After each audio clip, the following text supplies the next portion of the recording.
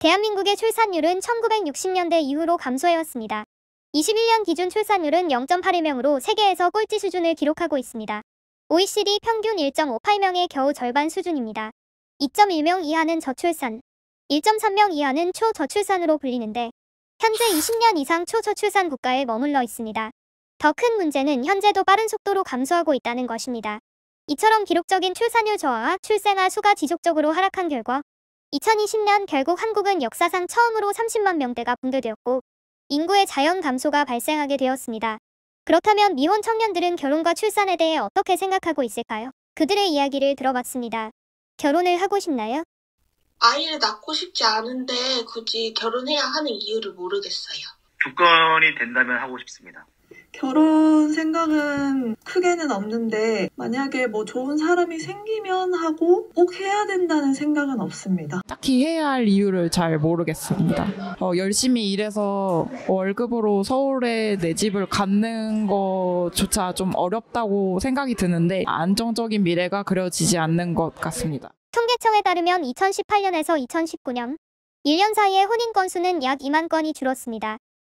아이를 낳고 싶은가요? 출산의 경우에는 한국에서는 하고 싶지 않다고. 그러니까 가정으로서의 어느 정도의 역할이 저는 돈이라 생각해서 그 정도의 영향이 된다면 아이도 낳고 싶습니다. 아이는 낳고 싶지 않고 다른 생명을 키운다는 게 경제적인 것들도 필요하지만 기본적으로 제가 그 아이에게 쏟을 수 있는 에너지가 있어야 된다고 생각하는데 그런 게 부족해서 아이를 키우기는 좀 어려울 것 같습니다. 경제적 요건이 갖춰진다면 아이를 낳고 싶은가요? 2명에서 3명도 괜찮을 것 같습니다. 아이는 1명은 좀 외로울 것 같아서 2명이나 3명 정도는 낳을 생각이 있다고. 제가 경험한 한국은 그렇게 행복한 나라가 아니라고 느껴서 요즘에는 또 해외여행 등 체험학습 가는 애들이 많은데 이제 개근하는 친구들을 개근 거지라고 비하하는 말도 있다고 해요. 빌라에 살면 뭐 빌거지, 임대 아파트에 살면 엘사, 혐오하는 말들이 있는데 건강하지 않은 사회에서 내 아이가 행복하게 자랄 수 있을까? 저는 아니라고 생각해서 우리 사회는 경제적인 능력 외에도 무한한 경쟁 사회에 놓여 있다고 그로 인해서 자살률이 다른 나라에 비해서 높다고 그런 건강하지 못한 사회 속에서 아이를 낳아서 그 아이를 건강하게 기르는 데에는 매우 어렵다고 생각을 해요. 그렇습니다. 2020년 기준 OECD 주요국 자살률 1위는 대한민국입니다. 24.6명으로 평균치인 11.3명의 2배가 넘는 수치입니다. OECD 주요국 우울감, 우울증 유병률 또한 압도적으로 높은 수치를 보여줍니다. 저출산 해결을 위해 어떤 정책이 생겼으면 하나요? 저희 같은 중소기업에 다니는 일반 사무직 혹은 생산직 직장인들이 자기의 커리어 끊김을 걱정하지 않고 다시 복직했을 때 자기 커리어를 이어갈 수 있는 그런 정책들이 조금 아이들이 초등학교 저학년 때 경력 단절이 생긴다고 해요. 이제 육아휴직은 아이들 어릴 때 다 써버렸고 아이를 케어해줄 사람도 없고 어쩔 수 없이 경력을 그만두고 아이들 케어에 이제 본격적으로 들어가게 되는데 그때 도움을 줄 수 있는 정책이 좀 필요하지 않을까. 과거와 다르게 다양성이 존재하는 사회잖아요.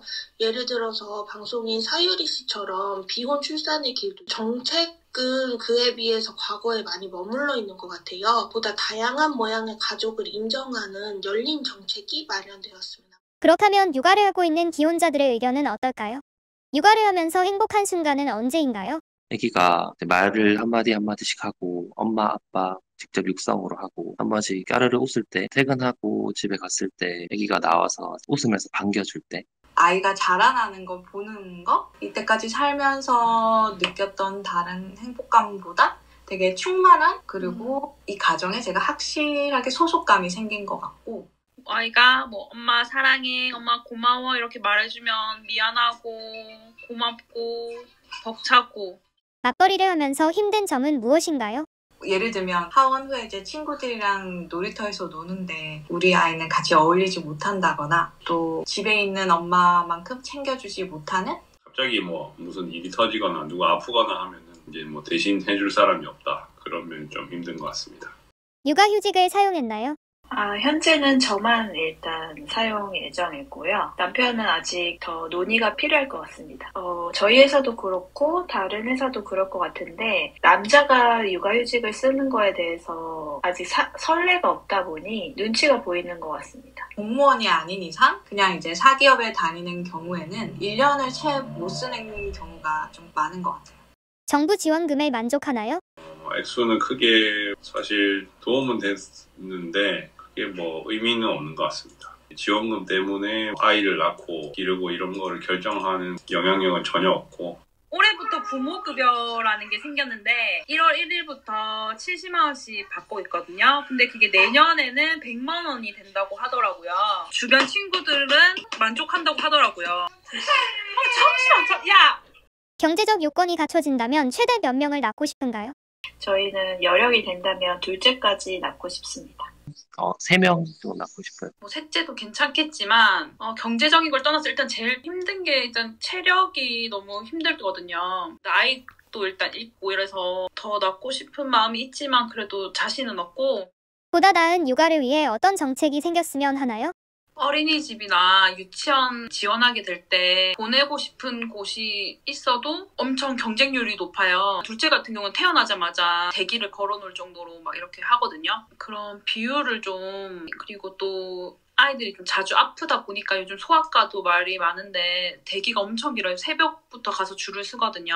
기관이나 병원 이런 거에 대해서 좀 관심을 가져주시면, 그리고 또 맞벌이 부부들도 늦게까지 애들을 맡기기에 좀 미안하잖아요, 애들한테. 그런 거에 대한 또 다른 활동 뭐 이런 게 있으면 좋을 것 같아요. 남편이 육아휴직이 좀 더 자유롭게 쓸 수 있는 상황이면 이런 부분이 좀 보완되면 어떨까. 의무적으로 3개월 이상 꼭 써야 한다. 뭐 이런 것도 있으면 어떨까. 어린이집이 상당히 중요하다고 생각하는데 국가가 좀 주도를 해서 보육 서비스의 질을 좀 높였으면 보육교사들의 급여나 처우를 좀 개선을 취득 자기 요건도 조금 강화해서 양질의 보육 서비스를 제공할 수 있도록 국가에서 지원을 해줬으면은 되게 도우미분이나 이런 시터분들을 구하기 되게 어려워졌거든요. 원래는 이런 중국 분들도 많이 여기에 있었던 걸로 알고 있는데 코로나 때문에 많이 나가고 하면서 한국 분들이 그 자리를 채우기에는 많이 부족하지 않았나. 국가에서 좀 양질의 인력들을 양성해서 지원해주면 훨씬 도움이 될 것 같다.